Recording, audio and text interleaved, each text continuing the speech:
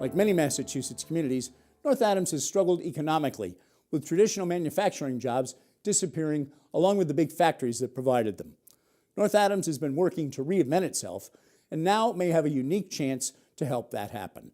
The Small Business Revolution is an online series devoted to entrepreneurship. They've named North Adams one of 5 finalist communities for a $500,000 prize to go for downtown revitalization. Suzy Helme, events coordinator for the city, and Julia Dixon, creative economy consultant and host of the Creative City radio program, spoke with Carolee McGrath about this exciting opportunity for North Adams. So you guys have a unique opportunity for North Adams. You're a finalist in a competition. Tell us about that. Yes, so North Adams is one of 5 finalists in the Small Business Revolution project championed by Deluxe Corporation. They had a submission process that was public, asking people to write in about their small towns, their main streets, and why they should win $500,000 of investment by Deluxe Corporation. We submitted, there were 14,000 submissions of that. They represented over 3,000 different communities. We were picked from a group of semifinalists of 8.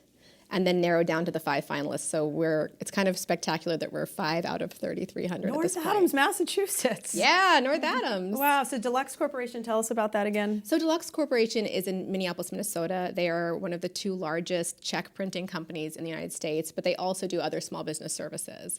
They just recently, I think, celebrated their 100 year, which was maybe 2 years ago or 1 year ago. And that's what, they wanted something special for that. And so they wanted to turn the focus on small businesses and on main streets, the people that were hit the hardest by our recession. Okay, so let's talk a little bit about North Adams in particular. So your sort of passion and your job is the creative economy, which, people might be like, what? It used to be manufacturing in North Adams, and do you think that's the way forward, is this creative economy?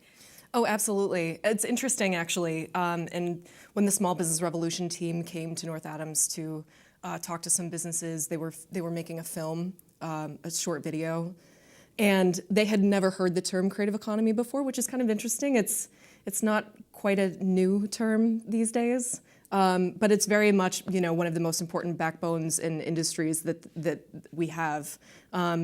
So making is a huge aspect to the small businesses. We have the museum, Mass MoCA, which is driving a lot of that arts-driven economic revitalization for the city. But with the development of that spawned a lot of other arts businesses and artists that were interested in moving to town. So it's a huge economic driver for the city. And tell us about some of the challenges that North Adams has faced over the years, probably similar challenges to so many cities in the state. It's a common theme throughout a lot of these small communities. But back in the 50s, urban renewal kind of ripped down large pieces of our downtown, which were where residents lived. So moving residents outside of the downtown.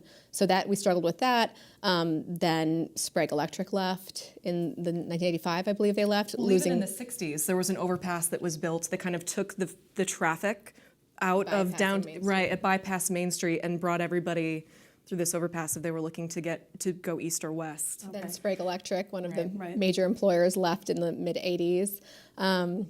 Mass MoCA replaced that in that factory, and then we just recently lost our hospital in 2014. Right. So we've had a lot of hits, but the community, I think, has learned through decades how to rally together and how to kind of succeed beyond these struggles. So you guys are young.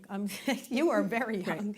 So, and you were telling me before we got on camera just how many young people from New York, and I want to get back to that because I know that you moved up from New York. New York, they found North Adams. How does that happen? Tell us about some of the people moving in. Right, because of the access, I think, access both geographically and in terms of the access both geographically and financially. Mm-hmm. Albany is an hour away. Boston is really 2.5 hours away. It's pretty quick access. And then New York City, by train or by car, is just a couple of hours. And it's affordable. You can buy a house in your 20s in North Adams for such a low price. So not just so people are moving to the city, but also young people that are interested in starting businesses, young people that are entrepreneurial, are very interested in the world-class arts and culture that the city has and the natural recreation. It's beautiful. There's hikes and waterfalls and skiing and all kinds of things just near there. And this entrepreneurial atmosphere. It's a great place to start a business. It's very easy to start a business in North Adams. And so what does North Adams have to do to win this? I mean, my gosh, you go down from 3,000. Vote. We have to vote. So it's the last part of this contest is a public voting process to show who can rally the most support around their communities. You got to call your family in Texas. We have. too. We had Elizabeth Warren Facebook posted a Valentine's Day message to the city of North Adams yesterday. James Taylor, the band Wilco, they've kind of adopted North Adams as their city where they curate a music festival every other summer called the Solid Side Music Festival, which is as creative as we can be in spreading the word and getting all the Northeast and New England behind us, because we're the only people representing New England, the only community. Bristolboro, Pennsylvania is a smaller town in terms of population, but it's right near Philadelphia, so they have this Identity that's connected to that. right, and they've got a lot more people that will just get behind that town and vote for that town. You have to overcome that. You gotta Right. It's a fun competition. They seem like a really cool community, and they're working really hard, but we're going to work just as hard. And so you also have a radio show as well. You're host of Creative City. What are business owners telling you that they need, to be successful in your city? Well, the publicity that this has drawn already in the past 6 days that we've gone through this public voting process has been so huge. I mean, businesses really need that publicity. And frankly, the award is $500,000. Half of that, the Small Business Revolution will be giving the city in terms of expertise and marketing advice and stuff like that. And the $250,000, half of that will be a cash award, and that will be divided up amongst a certain number of small businesses that need very specific things.